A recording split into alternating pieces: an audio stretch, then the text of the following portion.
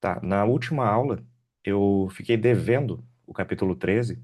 Na verdade, ele é o último capítulo do segundo módulo, né, do módulo 2. E ele é só, na verdade, uma recapitulação, uma revisão de tudo que foi visto, né, no módulo, para manter isso tudo ainda bastante presente, né, na mente de todos nós para começar o próximo módulo, porque nós vamos rever alguns desses conceitos no próximo módulo, mas abordando um outro aspecto, né? Nós vamos abordar outros detalhes, outros aspectos, outros assuntos, né, outros tópicos no próximo módulo, mas alguns deles vão fazer referência ao módulo 2, né? Então é importante rever alguns deles aqui.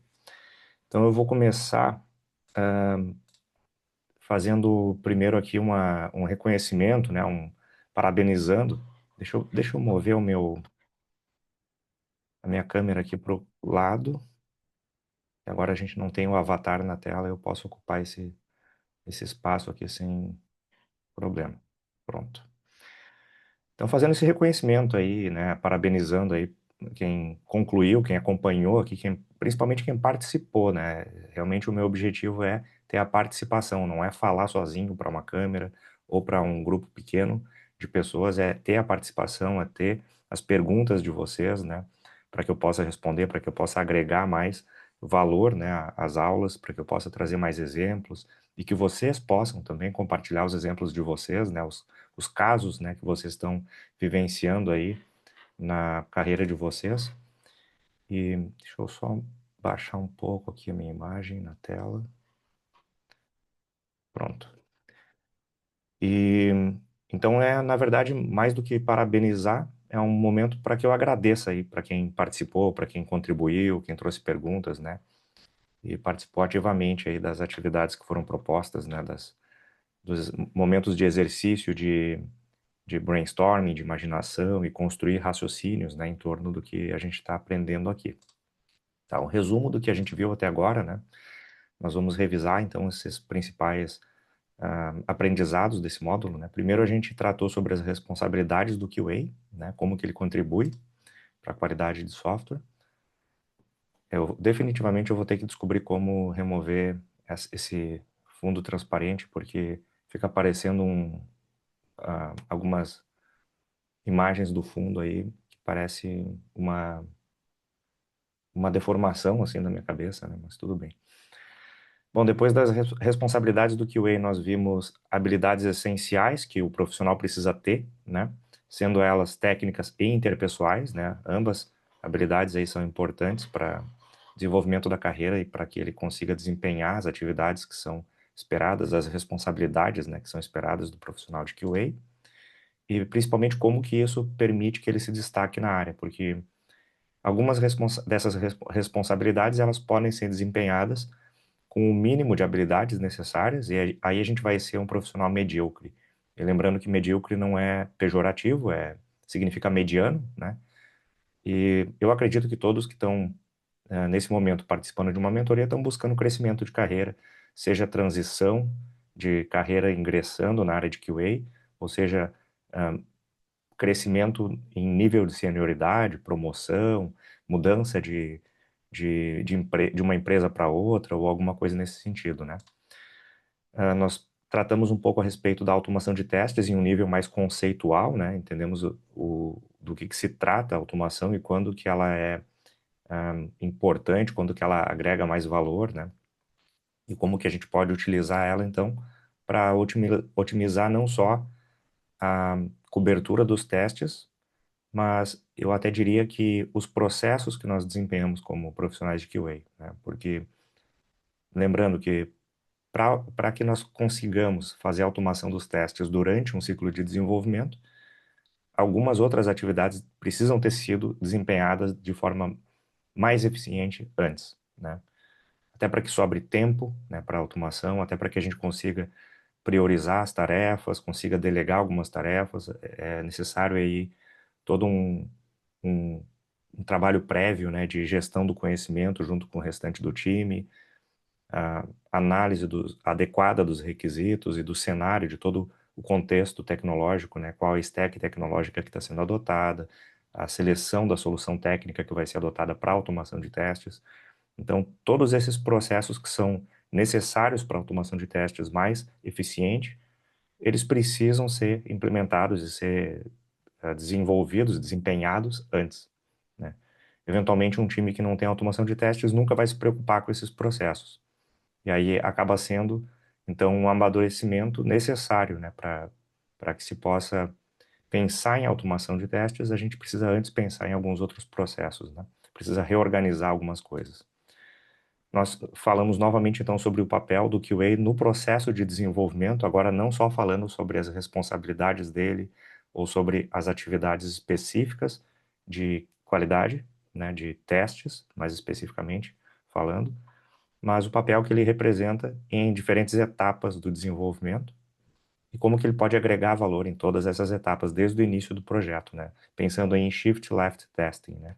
E mover as atividades de qualidade de software para a esquerda, né, na linha do tempo do fluxo de desenvolvimento ou do processo de desenvolvimento. Tivemos então um estudo de caso também, né, para pensar em como que o profissional de QA pode realmente causar um impacto positivo, né, através de adoção de algumas boas práticas, né. Casos hipotéticos que a gente trouxe até agora, né. Para as próximas, para os próximos, bom, ainda não, para a aula de hoje nós vamos ter um outro laboratório, não para esse laboratório ainda, mas para os próximos eu pretendo trazer casos mais reais.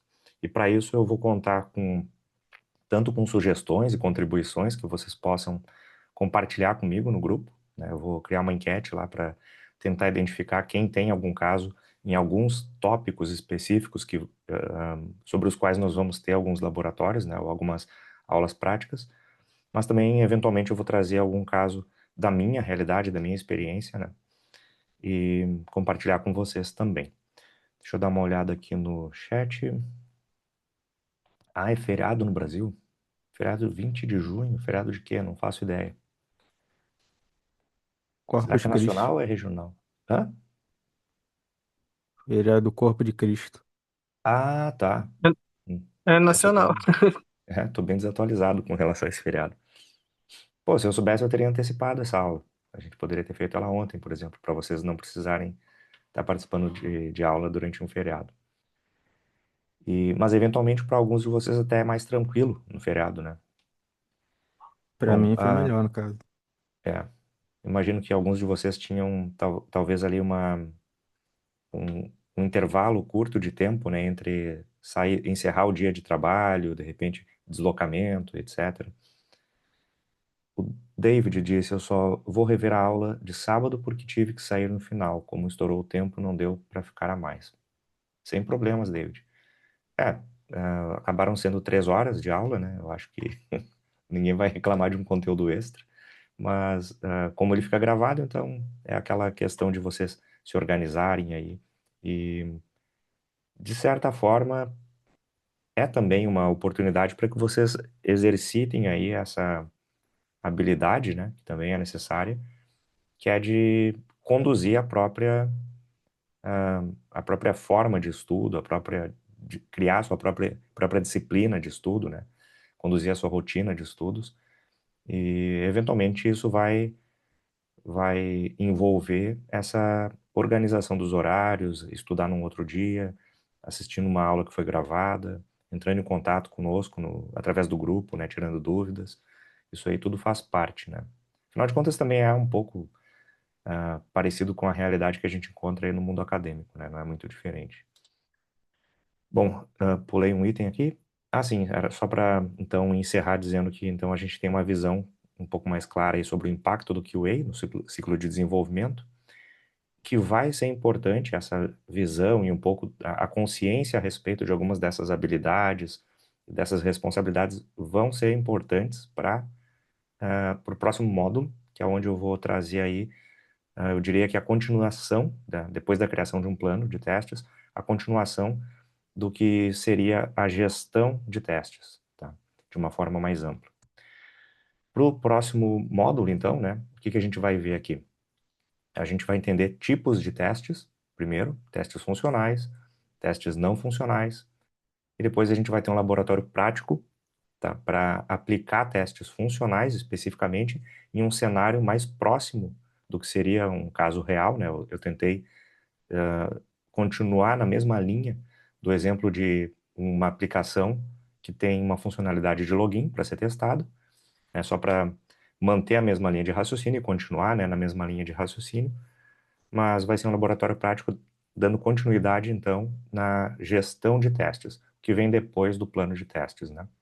Alguns de vocês comentaram no grupo, né, a respeito da eventual surpresa que alguns tiveram aí com relação à abordagem que eu apresentei ali, que eu compartilhei com vocês a respeito do que seria uma, uma forma de criar um plano de teste ou como contemplar alguns aspectos em um plano de teste em um documento, quando não se tem outras ferramentas disponíveis, né?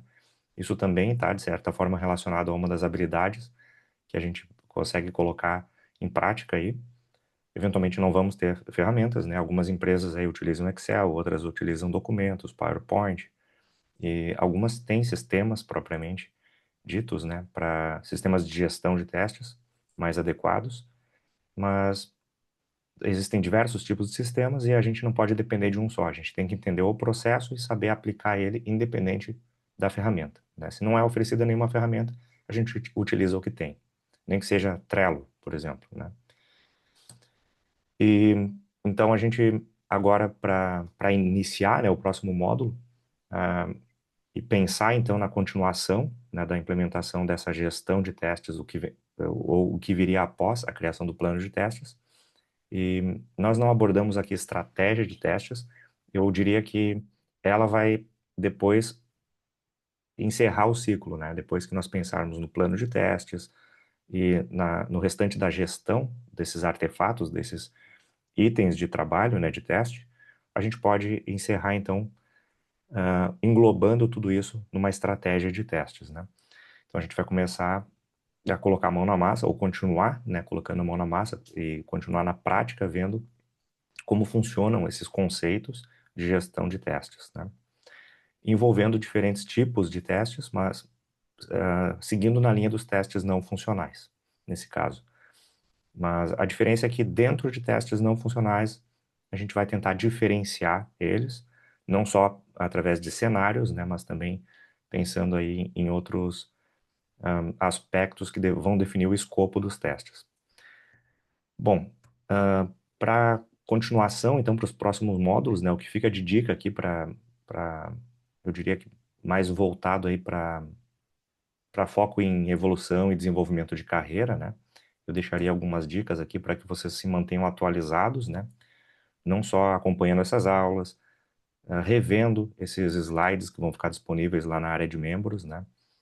E revendo os capítulos que vocês tiverem dúvidas, cada vez que vocês estiverem na execução, né, das atividades no seu ambiente de trabalho ou no seu planejamento de estudos aí, criando seus projetos pessoais, sempre que tiverem dúvidas, novamente revendo esse material, também o e-book que está disponível, syllabus de CTFL, né, e todas as referências aí que eu vou ao longo dessa mentoria compartilhando com vocês, né?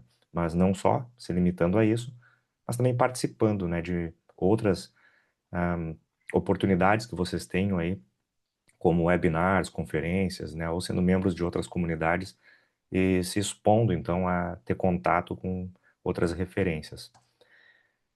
Colocando em prática, né, não só observando, né, o que está sendo implementado e praticado aí no mercado e absorvendo esse conhecimento, mas colocando em prática para realmente consolidar, reforçar esse conhecimento. Sejam projetos reais nas empresas de vocês podem ver um exemplo aí que eu vou trazer, ou que vocês vão ver em alguma palestra, em algum evento, e criar isso dentro da empresa de vocês, né? Criar essa iniciativa ou esse processo dentro da empresa de vocês, ou mesmo de forma simulada aí, criando até mesmo um portfólio de estudos, né? Ou de projetos aí que vocês tenham para demonstrar que vocês têm esse conhecimento, né? Durante um processo seletivo. Tem uma mão levantada aqui do João Lucas. Pode dizer, João Lucas. Eu só ia perguntar se vai abordar a pirâmide de testes hoje. Hoje ainda não. Hoje ainda não, porque a gente vai só falar de testes funcionais agora, e os testes que nós vamos usar para esse exemplo da continuação da gestão de testes, eles ainda vão estar na mesma camada, no mesmo nível da pirâmide, né? Ah, como tu está perguntando, provavelmente tu conhece, né, o conceito de pirâmide de testes, os quadrantes, né? E no momento em que a gente sair porque esse é um escopo mais reduzido, a gente está tratando de algo bem específico, né? Para dar esses exemplos para ilustrar, vamos pensar assim, ó, que são diversos conceitos e diversos aspectos que a gente precisa dominar, né? Para dominar o conceito de gestão de testes, a gente ainda não precisa entender níveis de teste. A gente ainda não precisa entender ah, as diferentes camadas da arquitetura em que os testes vão acontecer, em que processos eles vão ser desempenhados, né, ou implementados. A gente não precisa entender ainda teste unitário, teste de integração.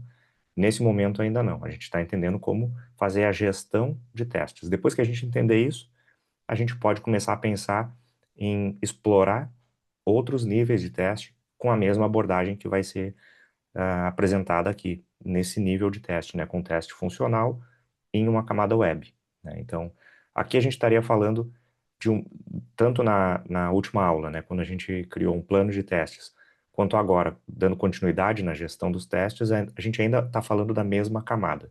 Se a gente estivesse mudando de camada agora, aí faria sentido explicar a diferença entre uma camada e outra, entende? Deixa eu ver se tem mais Beleza. alguma pergunta. Não, nenhum comentário no chat, então vamos continuar. Feedback é importante também, né? Não só fazer perguntas a respeito do que está sendo apresentado, do que está sendo explicado, ou a respeito de dúvidas que vocês tenham, mas também é interessante fazer perguntas a respeito do que vocês estão apresentando, né? Para que fique claro para vocês também se vocês estão apresentando ou expondo, né? Ou transmitindo o que é esperado, né? Então, quando vocês desempenham uma atividade como a que foi proposta na aula anterior, vocês têm ali a oportunidade de validar se o conhecimento que vocês aplicaram naquela atividade ali, naquele laboratório, na criação daquele plano de testes, foi aplicada da forma correta.